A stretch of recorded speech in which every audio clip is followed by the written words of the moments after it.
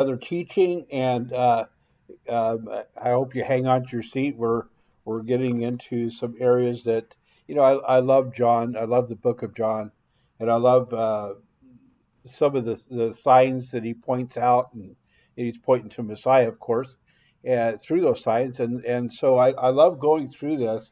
I love trying to understand and kind of get a better understanding of what they were thinking about and what they were looking for. And as I have, it's been amazing as he's opened my eyes. I hope that happens to you, and I hope that that's your desire as well.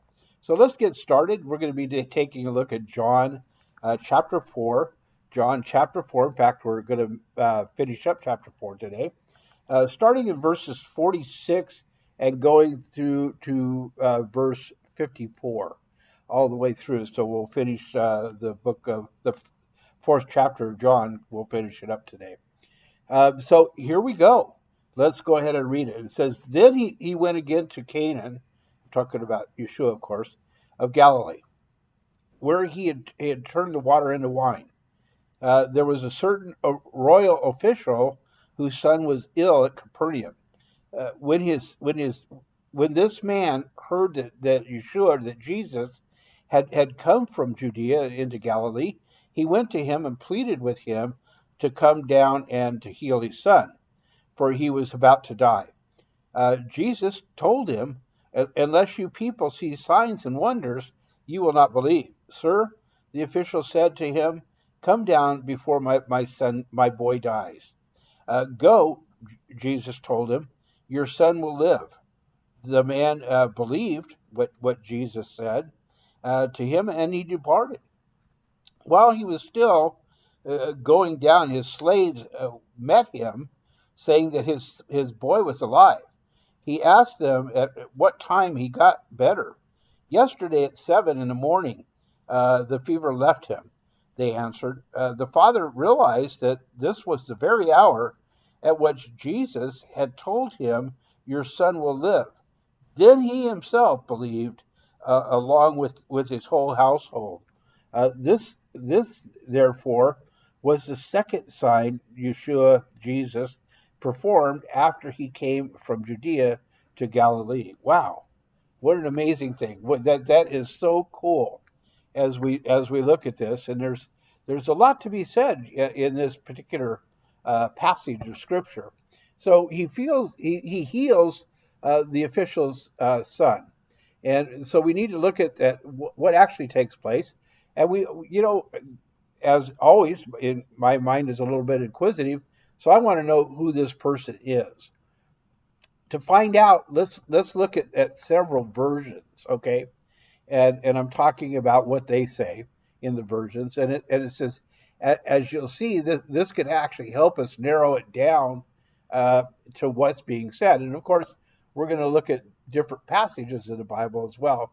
But I want to kind of take a look here and see what the different versions, how they've translated that. So in my version, it calls him a royal official, and in King James, it calls him a nobleman. The Vulgate translate him to be a petty king. The Arabic version translated as a royal man. The Syriac version translate him as king's servant. The Ethiopic version translate him as a minister, a steward, a domestic of the king. The Persian version translate him to be king's servant. Okay, and so we this would have been one that actually was in the palace of a king of the Herod Antipas, and so we have to kind of narrow that down a little bit. Okay, so let's kind of move to what Scripture actually says about it. Now, some believe that there's one of two possibilities of who this person is. The first is found in Luke. The first is found in Luke chapter 8. Let's go there. Luke chapter 8. Okay, and we'll go there and see what it says in that particular verse. Luke chapter 8, verse 3. Okay, in this it says, Joanna, the wife of Cusa, Herod's steward, Susanna, and many others who were supporting them from their possession. Okay, so it identifies that this could have been Cusa, who was Herod's steward, the man that came to Yeshua. And we could also look at uh, Acts chapter 13. Let's go to Acts chapter 13 and take a look here and see what it says. Okay, Acts chapter 13. Okay, verse 1. In the local church at Antioch, there were prophets and teachers. Barnabas, Simeon, who was called Niger, Lucas of Cyrene, Manaen, a close friend of Herod the Tetrarch, and Saul. So it could have been Manaen, who was brought up in Herod's from Herod the Tetrarch as well. The names of both of these men come from uncertain origins, and meaning that we really don't know where they're from or what their background is. They what they may have had or had been. Notice that the man was not from Canaan. Okay, so he's from Capernaum, but he must look at some history, if you will, of these people. The northern and the southern kingdoms, if you remember, had at this time been divided into four parts, and each of the parts had a ruler or a king over them. Okay, this is actually during Herod's time, it divided over the sons of Herod, if you will. Uh, the names all started with Herod, which were the sons Herod the Great or so forth. The word Herod in the Greek actually simply means hero. Okay, probably were given to him because of some of their military exploits. Herod Antipas was was the one ruling in Galilee and Pura at this time. If you look at Matthew chapter 14, 1 through 12, and we can turn there. Matthew chapter 14, 1 through 12. Okay, let's turn there and read that. Okay, Matthew 14, 1 through 12.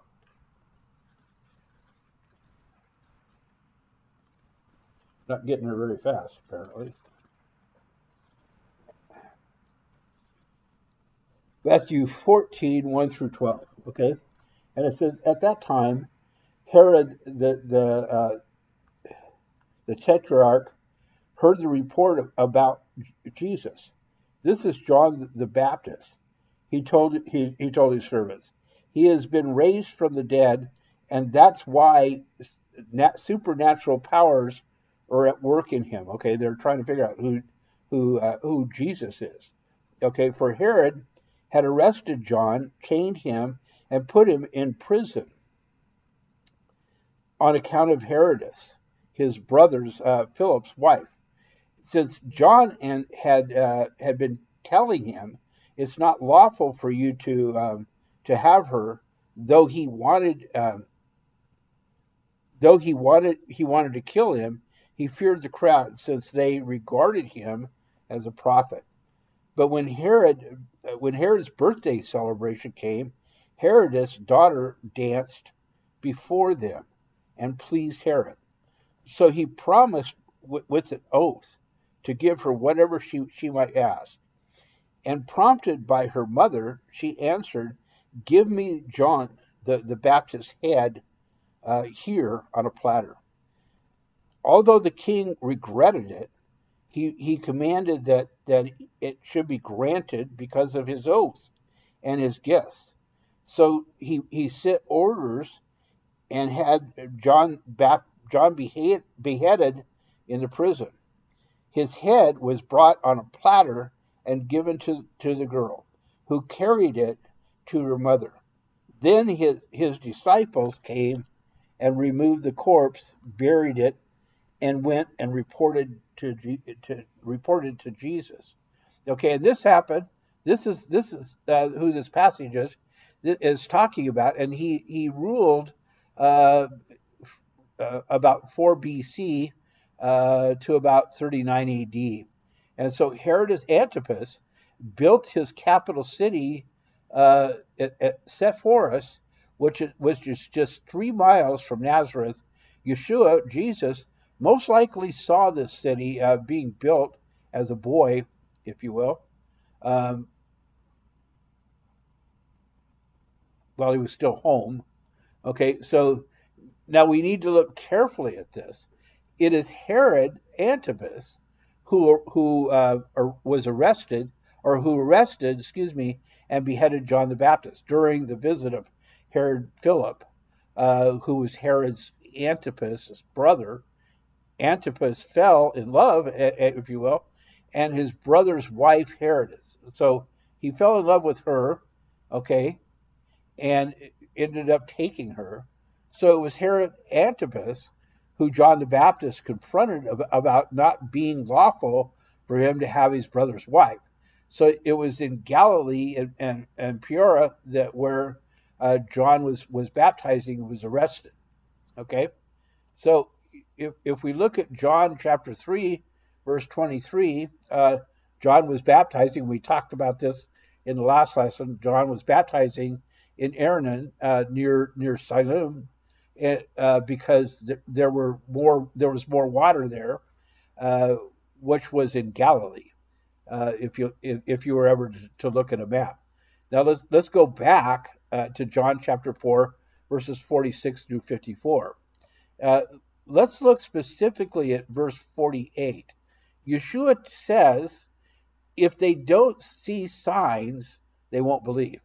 We have to look at this carefully, because at first it seems as a rebuke, but wanting to see signs. Uh, but if you look at Luke chapter 10, verse 13, in this passage, Yeshua speaks to the mighty works, the dunamis, and it's the same word that we get the word dynamite from, that had been done in Tyre and Sidon.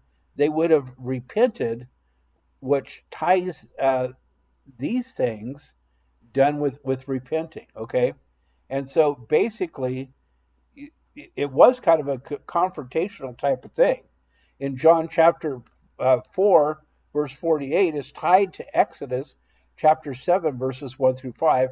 In this passage, we see that the purpose of the signs for the Egyptian is to know that he is Yahweh, he is God. Let's look at that. Exodus chapter 7. Exodus chapter 7.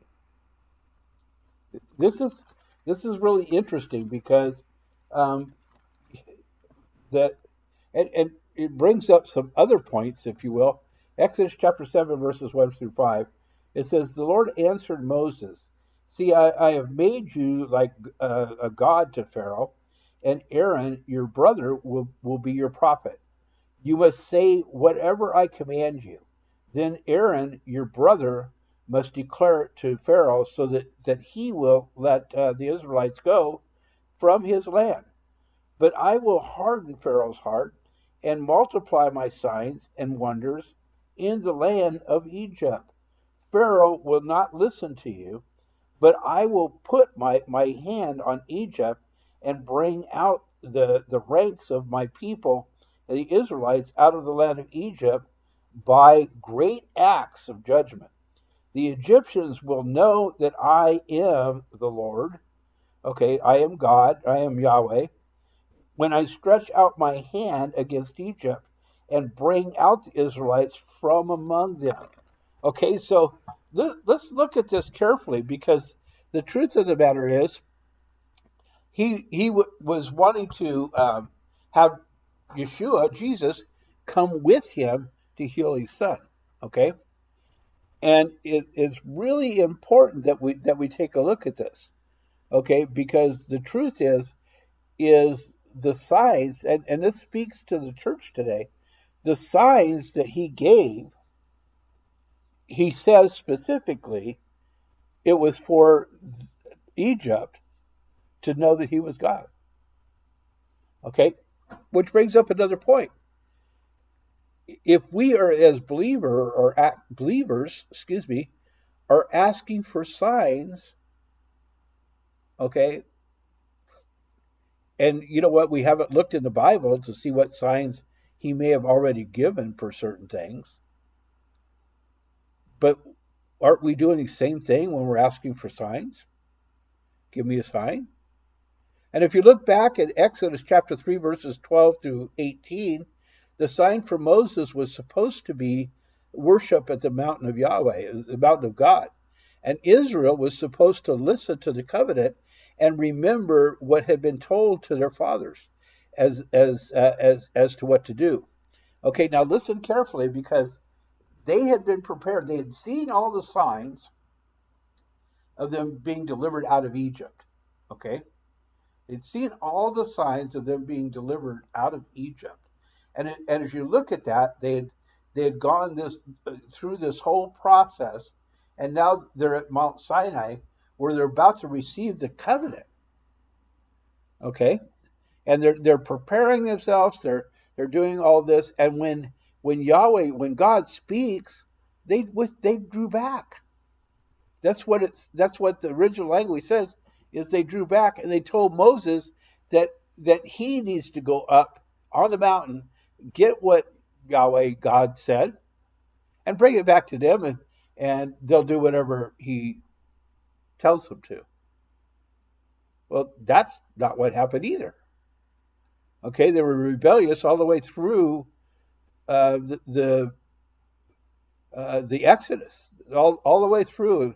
Even the first generation that went there didn't get to enter the land because of the testing of God 10 times. And so as you look at this whole thing, they were supposed to receive his words, his breath, the Spirit at the Mount Sinai, but they didn't. And he gave them tablets of stone to match their hearts that were hearts of stone. And really, the sign for Moses was supposed to be worship at the mountain of Yahweh, at the mountain of God.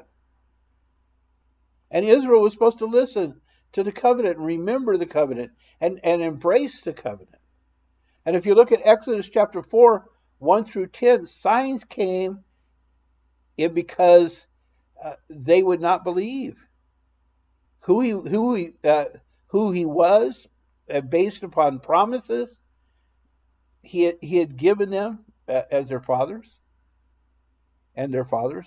So Yeshua, Jesus, is saying, you will not believe in me by listening to what I say.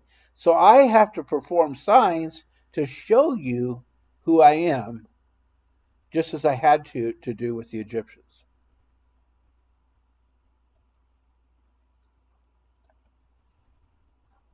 If you look at John chapter 4, verse 50, Yeshua, Jesus, tells this man, your son will live. And it's tied with 1 Kings chapter 17, verses 17 to 24. And the outcome is in the woman says, now I know that you are a man of God, or a man of Elohim. Believed in the Greek is pisteo, and it means to have faith, to trust, to entrust to, and speaks to entrusting ourselves to Messiah.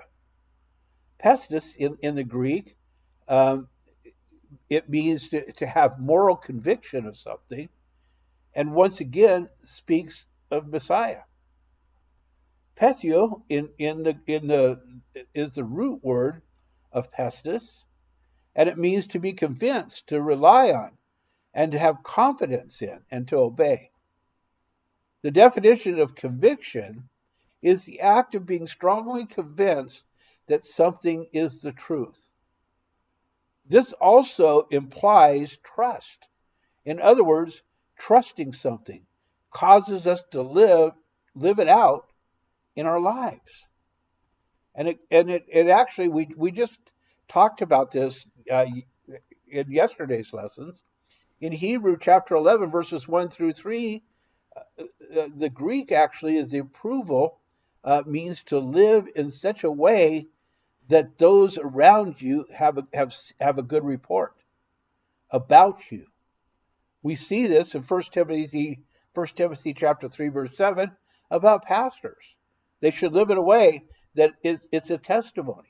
In Hebrews chapter 1, and the King James uses the word substance, and it means setting under concretely essence.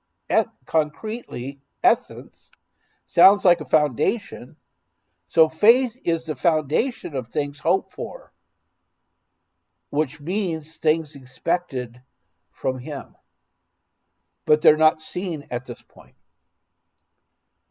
So when it says in verse 50 that the man believed, it means that he had a foundation called expectation of this to happen, because he had seen and he had heard about all these reports of what he did.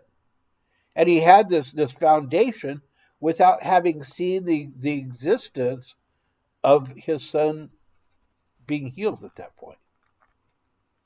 And if you look at John chapter 4, verses 51 through 53, verse 50 says the man believed, and then and then in verse 53, it says that he himself believed along with all the household.